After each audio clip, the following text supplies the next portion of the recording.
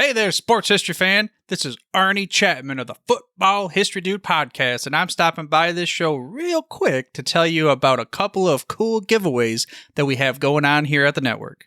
Both are autographed books covering various topics of the NFL. The first is The Point After: How One Resilient Kicker Learned There Is More to Life Than the NFL by ex-NFL kicker Sean Conley. It goes over his unique experience as a walk-on kicker at the University of Pitt after never playing high school football. And then it gets into some of his time playing for NFL teams and so much more beyond the gridiron. The other is from author Kevin Bryant. His book is titled Spies on the Sidelines: The High-Stakes World of NFL Espionage. This book started as a curiosity, kind of a passion project to understand everything revolving around, well, Spygate. But this put Kevin down a rabbit hole learning about all sorts of espionage that has occurred throughout the history of the NFL. Both permissible and often the illicit techniques of gathering intel to try to impact the outcome of the game.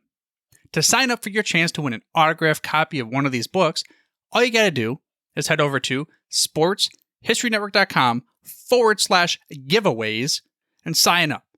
That's sportshistorynetwork.com/giveaways. Again, check out all the other podcasts that we have in the Sports History Network as well.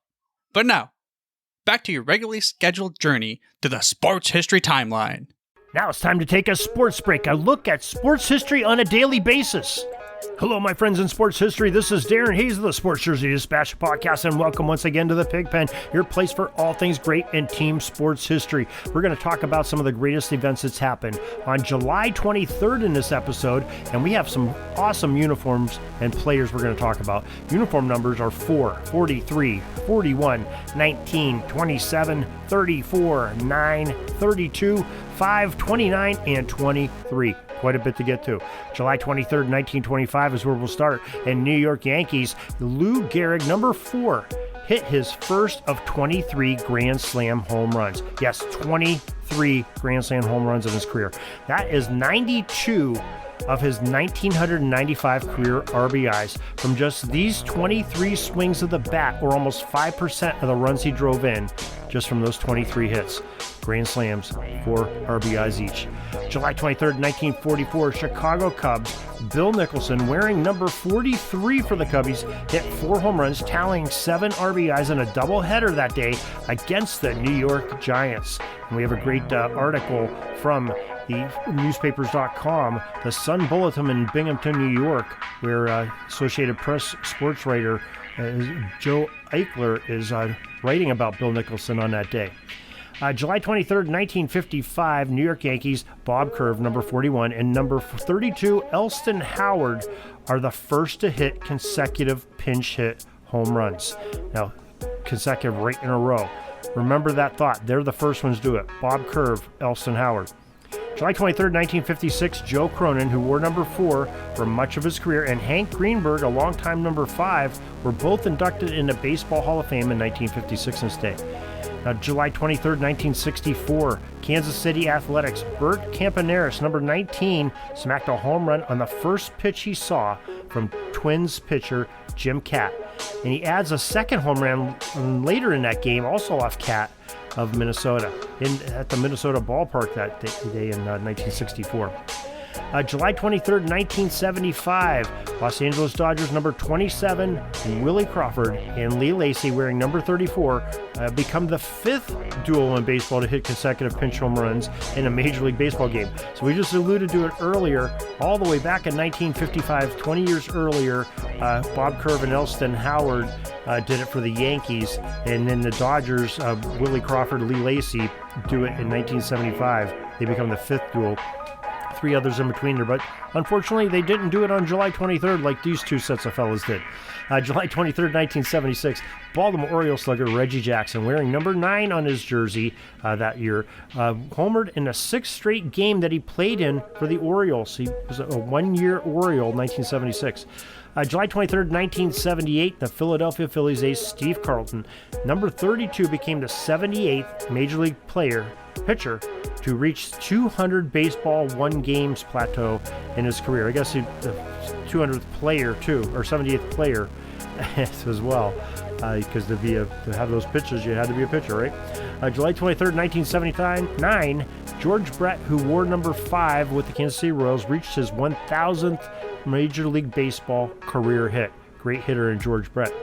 July 23rd, 1984, Kansas City Royals relief pitcher number 29, Dan Quisenberry, achieved his 200th career save on the pitcher's mound. Pretty big number there.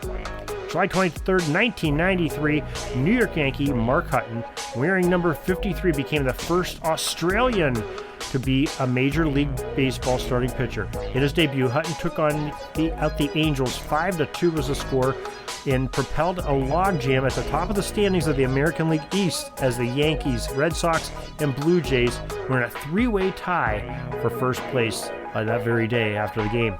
July 23rd, 1994, Don Mattingly, number 23, became the 6th New York Yankee to get to the 2,000 hit plateau. July 23rd, 1994, the longest baseball rain delay, 3 hours and 39 minutes. Well, you had to be a dedicated fan to sit there in the stands in the rain for that. That was the San Francisco 49ers beat the New York Mets at home 4-2 that day, and those fans that stood there there's probably 10 hours at the ballpark, I'll bet you.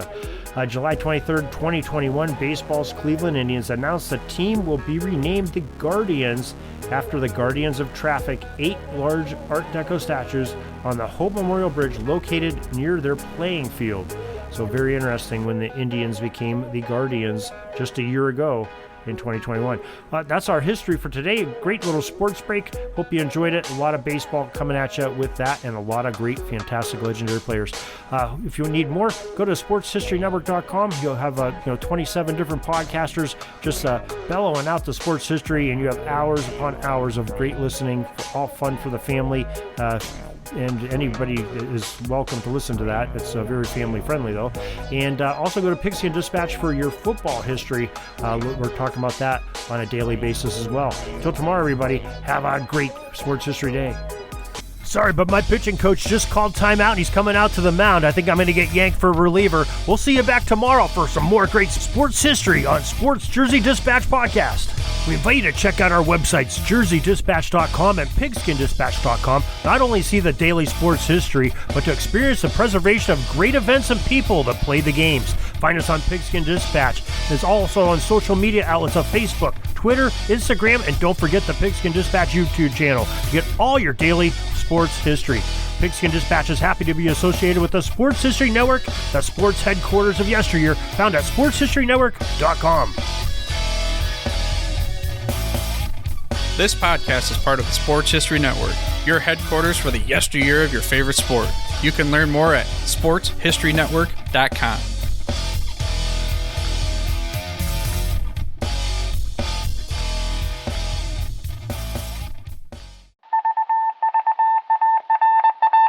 It was just another ordinary day in the offices of the Pittsburgh Guardian newspaper circa 1924.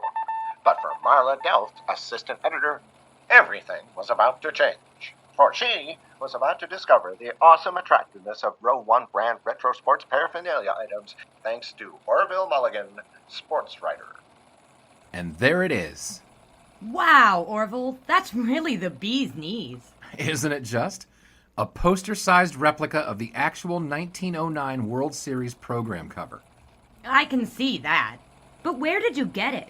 And where'd you get it framed? I ordered it from the Row 1 website, where over 6,000 items of sports memorabilia from the 1880s to the 1990s are available for reproduction, in multiple sizes and in several different materials, with over a dozen styles of frame to choose from for prints like this. Well, I'm sure Mr. Delft would love to put up more of these in the office.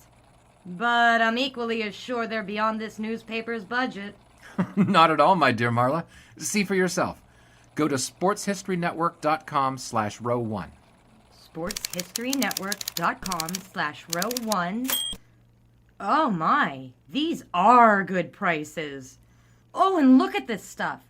Oklahoma-Nebraska football, college basketball art, Michael Jordan items. And so retro it was that sports Marla Delft advertisement discovered the placards. splendiferous magic of Row 1 sports memorabilia, arts, and prints. You can too by visiting sportshistorynetwork.com/row1. That's ROW1 today for access to the full Row 1 catalog of gallery prints and gifts like t-shirts, long-sleeve shirts, telephone cases, coffee mugs, blankets, pillows, towels, and even shower curtains. Act today for 15% discount off all prints with coupon code SHN15 and 20% off all other items with coupon code SHN20 at checkout. And keep your dial locked to the Sports History Network for the exciting chronicles of the 1920 sports world in Orville Mulligan, Sports Writer. Coming soon.